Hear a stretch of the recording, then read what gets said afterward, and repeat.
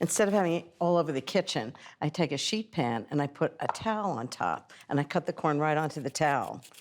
And then I can just pick up the towel and pour all the kernels right into a bowl. Just run your knife really close to the cob so you get as much of the kernels as possible. That's 4 ears of corn. You'll need 3 cups of kernels.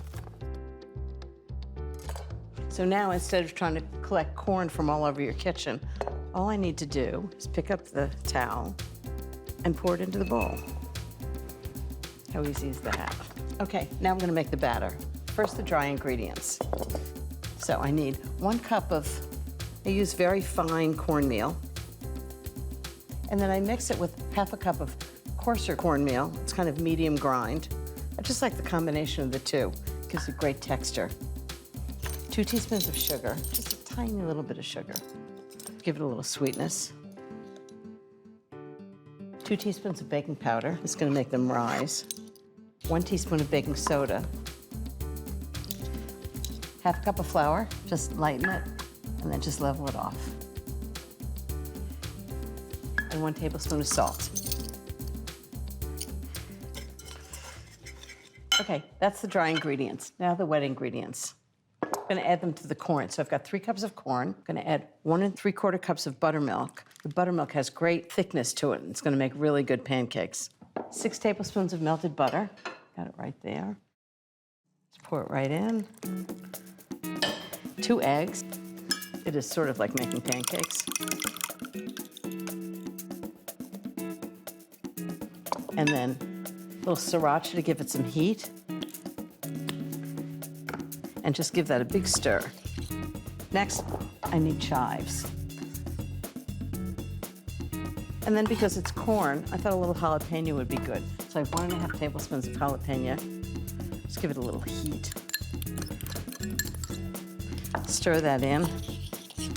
Okay, so that's the wet mixture. And now I'm gonna pour the wet mixture into the dry mixture. So just in a circular motion, you don't wanna overmix these. You don't wanna develop the gluten in the flour, or you'll have tough pancakes. Okay, time to make the pancakes. So I'm gonna heat up a large saute pan, and I'm using clarified butter. And I make clarified butter by melting butter and allowing the white milk solids to settle to the bottom, and then I pour it off the clear golden liquid. It's got a higher burning temperature, so it's better for this.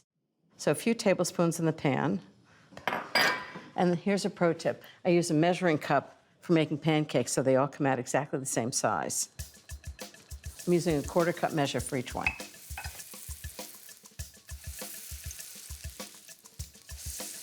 It just takes about 2 minutes, and they're ready to turn. They'll need about 1 1/2 minutes on the other side. Now I'll put them on a sheet pan lined with parchment paper and do the same with the rest of the batter. Then put them on a serving platter.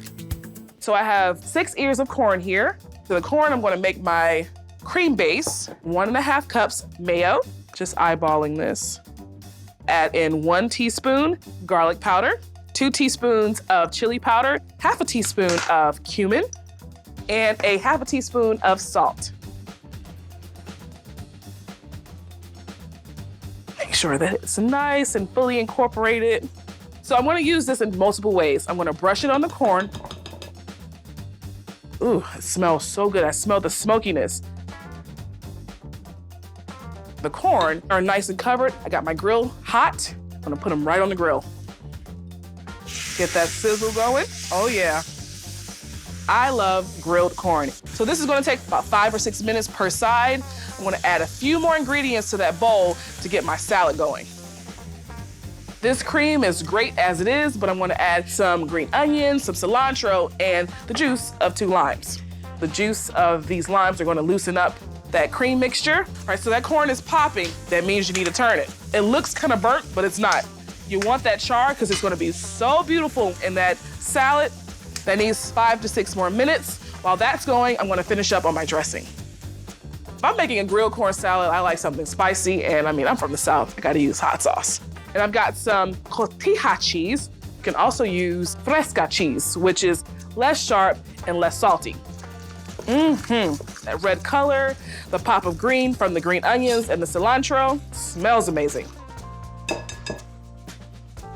My corn is definitely done. Got some nice char on both sides. I can eat it right off the cob, just as is.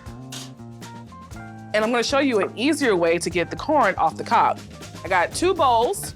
Turn the smaller bowl over. Place the corn on top. Look at that. See how easy that is?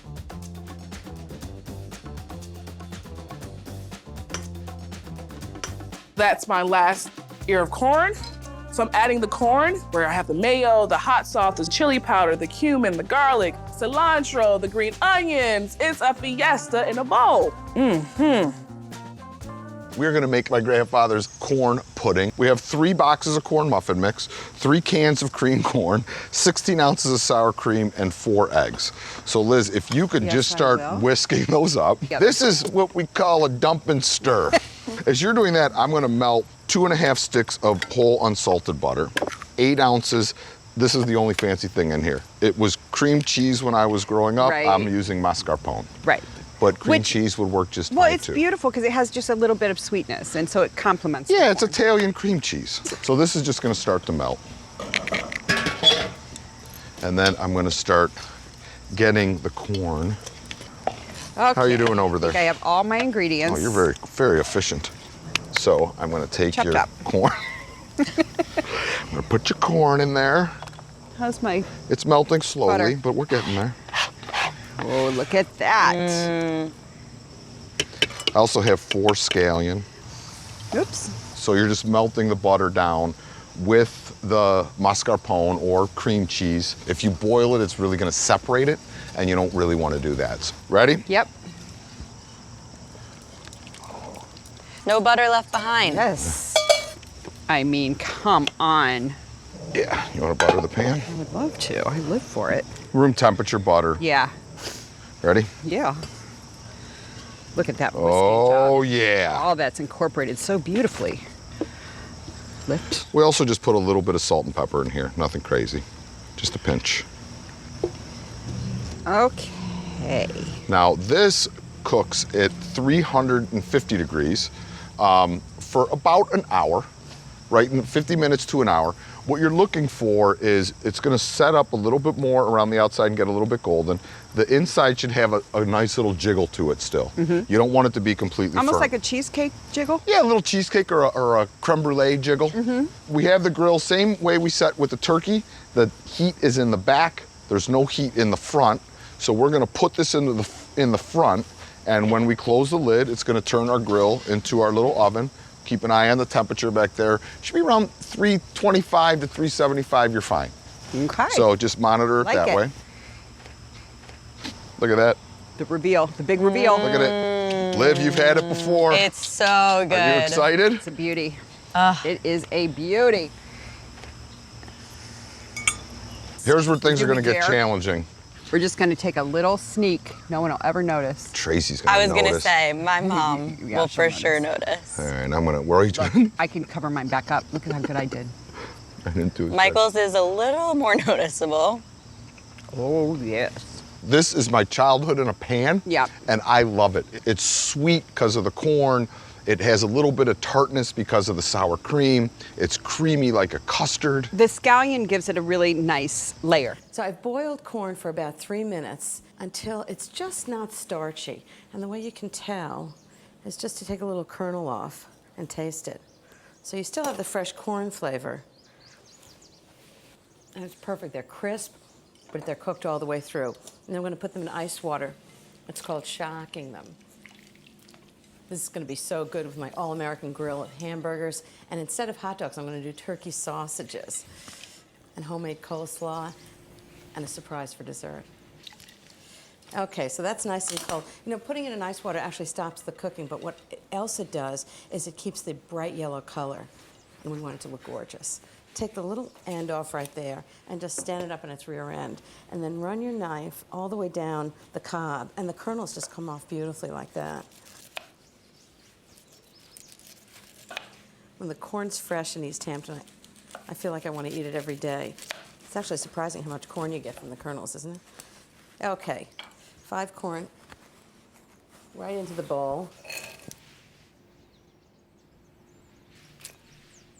And then I'm just going to add a few ingredients that will really give it all of its fresh corn flavor. So the first thing I'm going to add is a little red onion. One of the tricks for cutting an onion is to leave the end, one end on, and then it keeps the whole thing together when you're cutting it. So I'll show you how this works. So slice it this way. Keep your fingers out of the way. And this way, the whole thing stays together when you're dicing it. So I need about half a cup of red onion, which is one small red onion. Okay, that's done. All right, a little bit of cider vinegar and olive oil. I think the cider vinegar is really wonderful. It's sort of sweet, and it enhances the fresh corn flavor. 3 tablespoons of each. Olive oil, good olive oil. Salt and pepper, always good salt and pepper.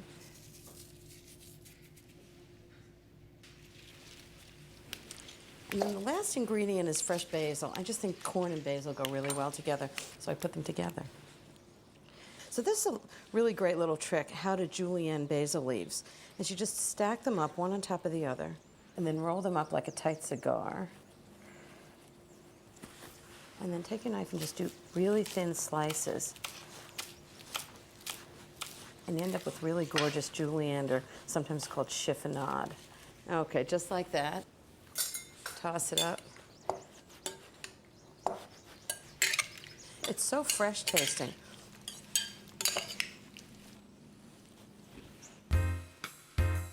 Perfect. Now, how easy was that? Corn ribs that you bake in the oven, season them, and they come out sort of like pork or beef ribs that you eat off the bone, which is the inside of the cob. I like to go in the top, make a little cut, and it is so hard. You need a sharp knife, and I just kind of rock the knife back and forth a little bit until it's inside, and then I'll do one big, okay. Nice. And then once you get them cut in half, you can turn them over to the cut side and just use your leverage. Let's work out. Use a jackhammer if you have one handy. Oh boy, there we go. Huh. So, got 2 more to cut. How was your workout for the day? Wow, wow, wow. So definitely kids, do not try this. Make sure you have a parent and make sure your parent has a very sharp knife. Everybody be careful. Okay, so I'm gonna make this seasoning, and it's a tablespoon of brown sugar, a tablespoon of paprika, and then a teaspoon of garlic powder, along with salt and pepper, just like I would make for regular pork or beef ribs. All right, and then I'll sprinkle the seasoning all over the little corn ribs. Corn ribs.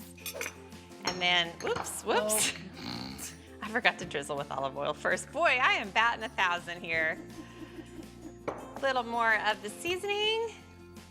And then, let's go to the oven, Alex. Okay. All right, these are going to bake in a 450-degree oven for 20 minutes. Should we check out the corn ribs? Oh, yeah. Look. Wow. They look like ribs. Not really. They don't look like ribs at all. But they are ribs in that this little inner core is kind of like the bone. So I do have a little sauce that I whipped up, and it's a mixture of mayonnaise, brown mustard, barbecue sauce, and honey, which is kind of crazy and irresistible and mischievous. And I'm just brushing it on the corn. Okay, and then I'm gonna get these onto a platter. Oh, these look amazing. Now for garnish, I just had a can of French fried onions. And I thought they would just be the perfect little compliment. I could just eat these out of the bowl. Yummy. And then green onions. Pretty, pretty, pretty. What do you think, guys? Those are neat. Kind of cool, huh? Yeah. All right, I've had just about all the internet famous recipes I can handle for one day. Pretty exciting if you ask me. Delicious too. In fact, I'm gonna try one. Ooh, fun. Corn pasta with sun-dried tomatoes with frozen corn. I'm in. It's like a little Like burst Flint. of summer Yeah. Cold. It's right. You're feeling in the mood for corn in February. Let's face it, there's not many ways to get there. You got to go to the freezer. I freeze my summer corn every summer. Oh, you do? That's right. It's a whole thing, a whole day. Well, I mean, I don't. I'm too lazy. I also just eat it all. And I buy a ton of corn, and then I eat it all and say, boy, I wish, you know? hard. Yes, just slice the scallions finely and pick some basil, super easy. I'm just melting a little bit of butter. The penne is already swimming. As far as I'm concerned, if this is a pantry pasta, pasta swims, sauce, we meet in the middle. To that, I'm gonna add really 2 cloves of grated garlic. We wanna get that going in the butter right away. And it just smells so good. I mean, we could honestly just stop right here and just eat that. Some crushed coriander.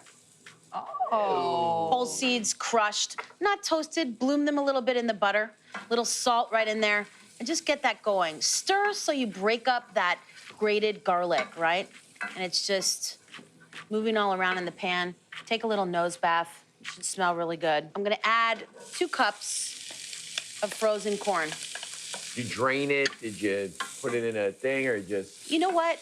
In most cases, I like to use frozen vegetables drained of all their liquid, defrosted, but in this case, even if it's still a little frozen or watery, you can just cook it out. Yeah. Yep. Little brown sugar, by the way. Just a touch. Whoa. Controversial. So why the brown sugar? Does that just help that frozen corn get sweeter? Thank you, Katie. Oh, I like.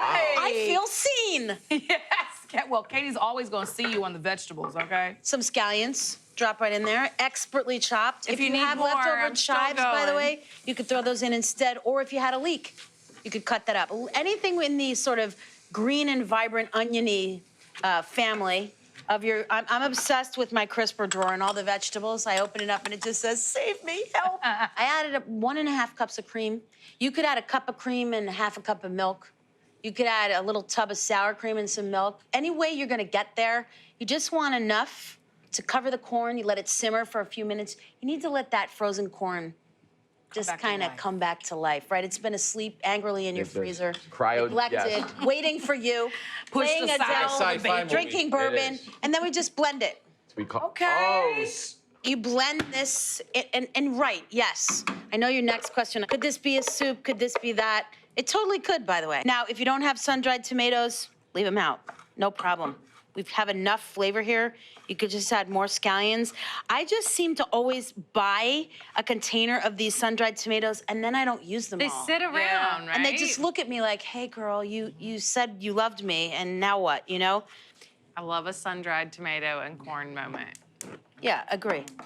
Really summer, but just the rehydrated winter versions of the ingredients from the pantry. A little bit more scallion. I save a little of the frozen corn and drop a little bit of that in for texture.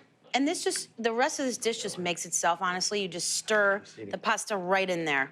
It looks so good. It's like hard for me not to reach in there and It grab looks a bite. like a white cheese sauce. Uh-huh. Yeah, it really is, right from your freezer. Yeah. You could even not blend it if you wanted it to be chunkier and just reduce the cream down. There's so many ways to go with this. Serve it up. That's coming in Tiny hot. bit of cheese for you. Okay. You know? I'll take a tiny bit. What's a tiny bit? Well, you know, I mean, not really. But all over. Yeah, there we go. Okay, cheese on the floor. I like that. Katie is going to help me grate. Get out of the way. Come on, Like let me the get a little piece basil. of that basil. I don't know where that basil rolled up from. Mmm. Sound like my mother. I'm so glad I made a well-rounded forkful. I got everything. Wow. I know you said you could skip the sun-dried tomatoes, but I would argue, please don't. The sun-dried tomatoes just come in there with that sweet, tangy, vibrant moment that you kind of need when you're doing something from the freezer. I agree. You need a fresh moment. So, speaking of fresh moment, the basil, my God. Twirl that in there at the last minute and get your life. This is creamy, smooth, decadent even from your freezer. And the little pop of the corn is just everything. You could probably do this with tons of different pastas, so don't worry, whatever's in your pantry, pull that pasta out and make this dish. Well done, Alex. If you're looking for a totally delicious and versatile Tex-Mex salad, I've got just the thing. It's Fiesta corn and avocado salad. I'm going to start with the corn. So let me tell you how I do this. First, I cut off the bottom of the corn so it'll stand up straight. And then I run my knife between the kernels and the husk, just straight down, and they all just come off. I cook this in salted boiling water for about 5 to 7 minutes. Really depends on how tender the kernels are. So this is my system for cutting corn. Instead of having it bounce all over the kitchen, I get a sheet pan and a clean kitchen towel, and I just cut the kernels right onto the kitchen towel, just like this. So that's 3 ears of corn, and then pick up the kitchen towel and just put all the kernels right into the bowl. That works, right? Okay, the next I need cherry tomatoes. I've got 1 pint of cherry tomatoes. I use heirloom tomatoes because they look great. Cut in half through the stem. And then half a cup of red onion. Tex-Mex needs onion, right? And I've got 1 Holland pepper. And I'm gonna show you how I cut it so that you have perfect little dice. Just cut it right down the sides, like that, and you get flat pieces that you can dice really easily. I know there's some left over, but you can snack on it. So I'm just gonna dice this in like 1/2-inch dice. You can use orange pepper, red pepper, yellow pepper, or all 3 if you want a real fiesta. Somehow I think you should make this salad when corn is in season. You could use frozen corn, but it really never tastes the same. I sometimes serve this as a first course like a salad, but it's a great side dish, or it's gorgeous on a buffet. Next is 2 jalapeno peppers. What I did was I seeded them, took those ribs out, and minced them really finely. Gives it a lot of heat. It's great. Makes it very Tex-Mex. Okay, next is a lime vinaigrette, which is gonna really wake up all these sort of Tex-Mex flavors. I'm starting with 1/4 cup of freshly squeezed lime juice. I need 2 tablespoons of olive oil. 1½ teaspoons of lime zest. That's got a lot of flavor in it. Little garlic, just 1 teaspoon, minced garlic. And because it's Tex-Mex, 1/4 teaspoon of chipotle chili powder, which is chili powder, but it's got a little smokiness in it. 1 teaspoon of salt and 1/2 teaspoon of pepper. I'm just gonna whisk it all together. I love these little whisks. I love making vinaigrette in a measuring cup. You can measure it and whisk at the same time. Okay, I'm gonna pour this over the salad. It's gonna really be delicious. Think of all the flavors in this. Give it a big stir. Just make sure it's really well combined. It does look like a fiesta, doesn't it? It's gonna be beautiful. And I have 1 more thing to add, avocado. What I did was I diced 2 avocados and I tossed them with lemon juice just to keep them from turning brown. And I added at the end because I don't want it to get too mushed up. I want to see the diced avocado. Okay, a little more salt and pepper. Make sure it's really well seasoned, because it is, after all, Tex-Mex. I'm just gonna taste it just to make sure it's good. It's great. Got great heat, but it's also sweet from the corn and the tomatoes. Next thing on the menu is the soul food classic, cream corn casserole. I'm using about 8 ears of corn, fresh corn, that I'm just cutting off the cob, get all that good corn milk or just that starch that's inside the cob. That's gonna help get that casserole nice and creamy. So an easy way to cut the kernel off the cob is to get a big bowl, then get a smaller bowl, flip the bowl over to where the bottom is exposed, and put your ear of corn on top. And just using a chef's knife, just cut down on the cob. And so to get the milk out of the cob, just take the back of your chef's knife and just gently press down on it. You see all that milk coming out?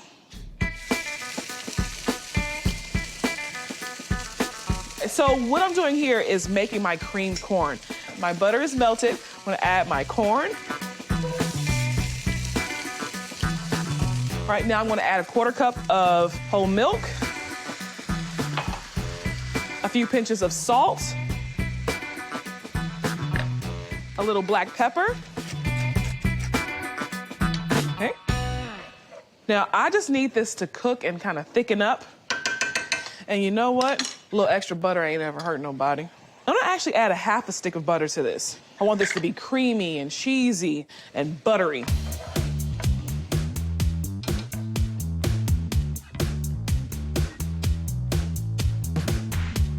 Start off with boxed corn muffin mix.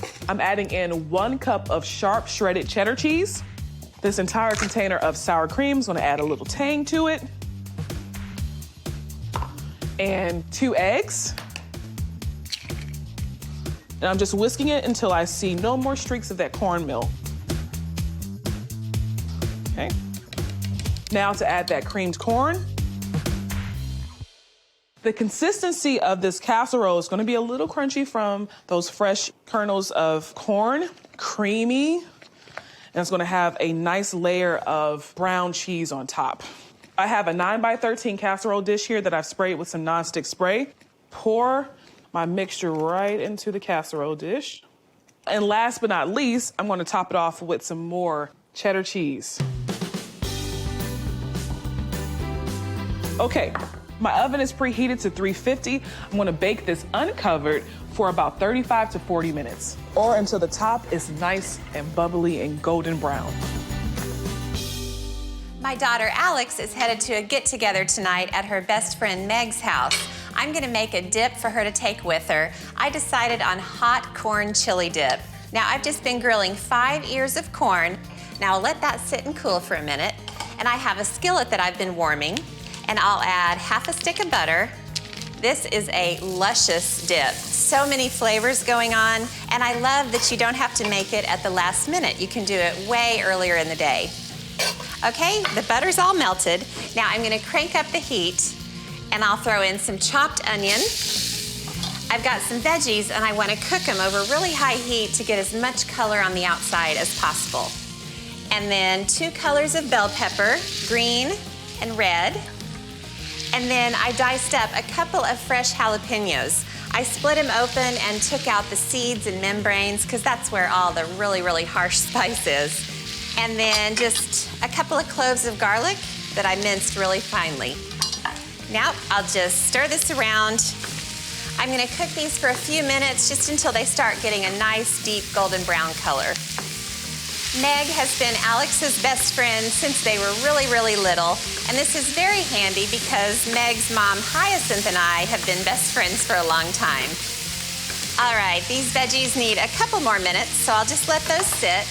And I'll slice the kernels of corn off the cobs.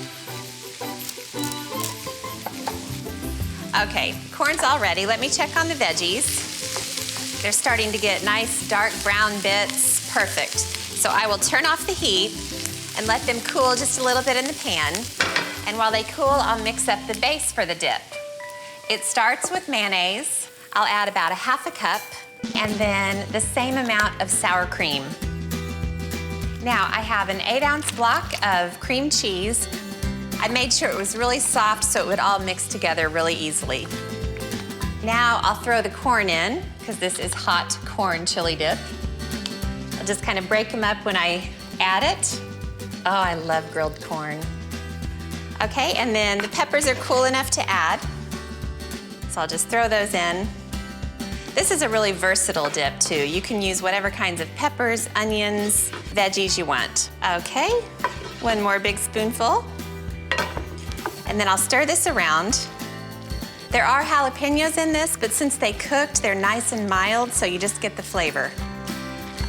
Now I'll let that sit for a minute, and I'll grate up some cheese. I've got pepper jack cheese, but you can use just Monterey Jack or cheddar jack or just cheddar. I like using Monterey Jack whenever I'm putting something in the oven because it melts really nicely. That should be good on the cheese. So I'll add most of this in. And now, because this is corn chili dip, I'm adding 2 cans of diced green chilies, juice and all. Of course, you can roast your own chilies if you have them and if you have the time, but these canned ones are just delicious. I love them. I just have a couple more things to add. I've got some green onions, and I'll just slice them up. They add big flavor to this dip. Just sprinkle those in, and then a little bit of salt and pepper. If you wanted to kick this up a little bit, you could add some hot sauce, salsa, anything like that. Okay, the dip looks fantastic. Now it's time to get it into the baking dish. I've just got a regular 8-inch square dish, and I'll just pour it in.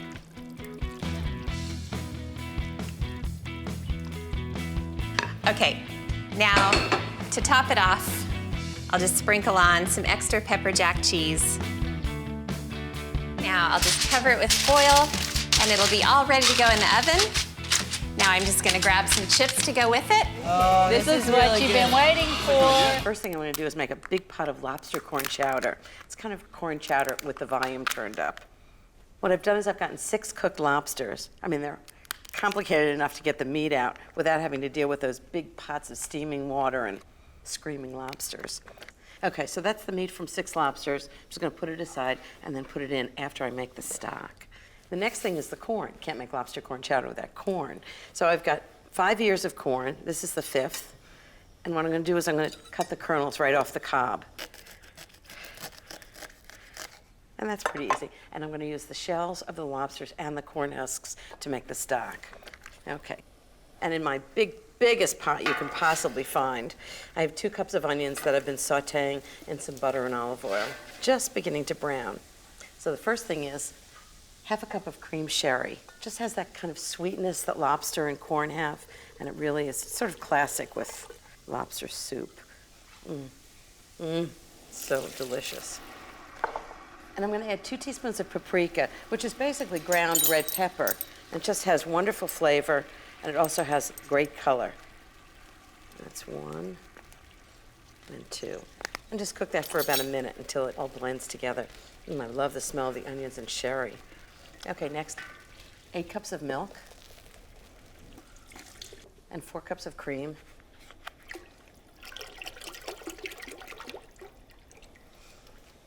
And 2 cups of white wine. Remember, always use a wine that you would drink. You don't want bad wine in your stock. You'll have bad stock. Okay, and then the lobster shells and corn.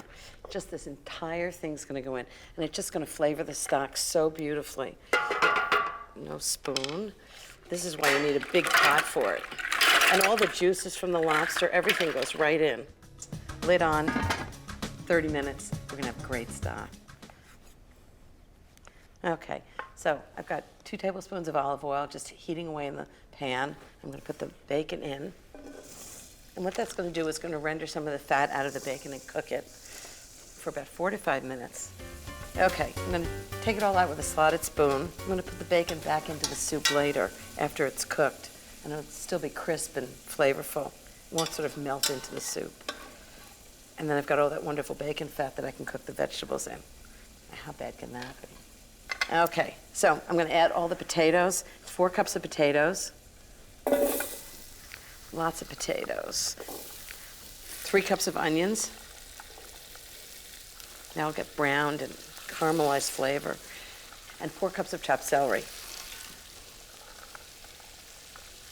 Okay, and all the corn, add this to what I'm sauteing in the soup. So these are all the vegetables, and then later I'm gonna add the stock. Big pot of stock. I'm just gonna strain it right here. You just wanna make sure you get every bit of the stock. Let it drain for a minute.